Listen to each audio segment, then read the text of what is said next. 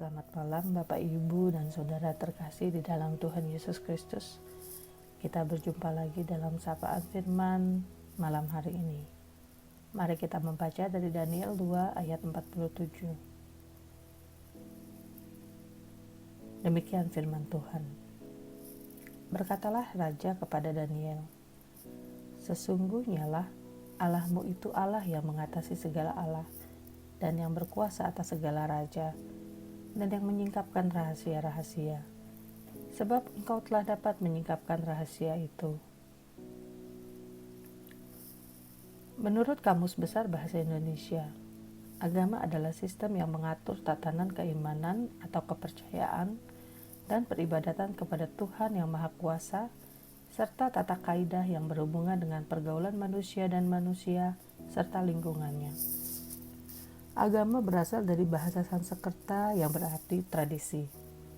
Kata lain untuk menyatakan konsep ini adalah religi, yang berasal dari bahasa Latin religio dan berakar pada kata kerja religare yang berarti mengikat kembali.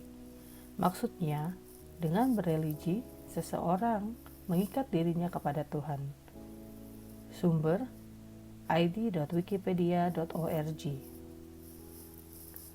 Kisah 4 sekawan Daniel, Hanaya, Misael, dan Azaria dalam masa pembuangan bangsa Yehuda di Babel sudah sangat kita kenal. Kisah tentang bagaimana mereka selamat dari dalam dapur api dan juga kandang singa. Kisah-kisah menakjubkan ini berakhir dengan pengakuan Raja Nebukadnezar akan kebesaran Allah. Allahnya Daniel, Hanaya, Misael, dan Azaria. Sama seperti ayat yang menjadi bacaan kita pada hari ini. Kisah ini berawal ketika raja mencari makna dari mimpinya. Lalu Daniel mengajak kawan-kawannya berdoa bersama untuk memohon petunjuk dan hikmat Allah agar mereka dapat mengartikan mimpi raja tersebut. Dan ketekunan mereka meminta kepada Allah membuahkan hasil. Daniel beserta kawan-kawannya selalu digambarkan sebagai orang-orang yang taat menjalankan ritual keagamaannya berdasarkan iman kepercayaan mereka kepada Allah. Berpuasa dan selalu berdoa kepada Allah berkali-kali digambarkan dalam kisah Daniel ini, menunjukkan bagaimana Daniel dan ketiga kawannya tidak hanya sekedar melakukan hal-hal spektakuler bersama Allah, melainkan juga mau menghidupi iman percaya itu sendiri dengan bertekun dan taat di dalamnya.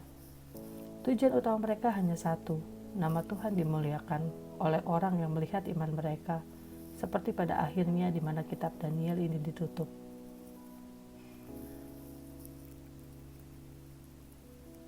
Kehidupan beragama memiliki dua aspek dasar, yaitu ikatan kepada Sang Pencipta dan keteraturan dalam menjalani kehidupan, atau yang kita kenal sebagai kaidah.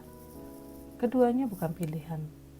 Kita tidak bisa memilih hanya mau merasa terikat dengan Sang Pencipta tanpa mau mempedulikan kaidah-kaidah yang ada.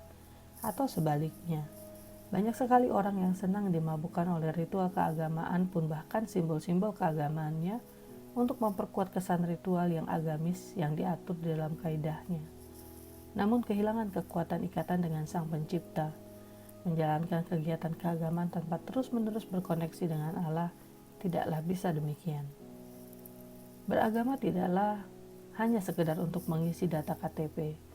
Menjalani kaidah agama dan memenuhi ritualnya bukan sekedar kegiatan fisik yang kita bisa pilih atau sukai, apalagi supaya untuk dilihat orang.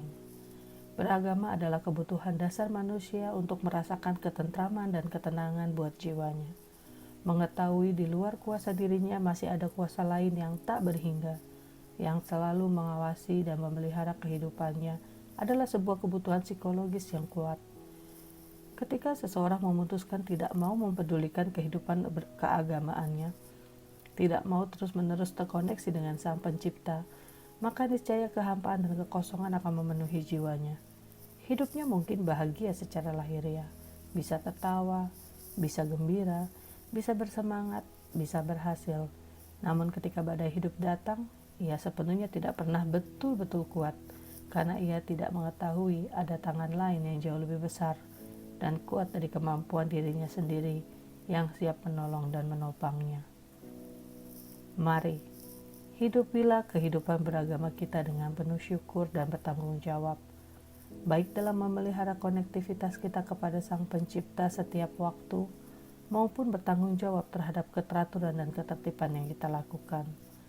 Sehingga dari kehidupan yang kita jalani, mereka yang tidak mengenal Allah Tuhan kita boleh berkata, "Terpujilah Tuhan ya umat GKI Jamar, oleh karena kehidupan umat ini menjadi berkat buat semua orang yang melihat dan mendengar mereka."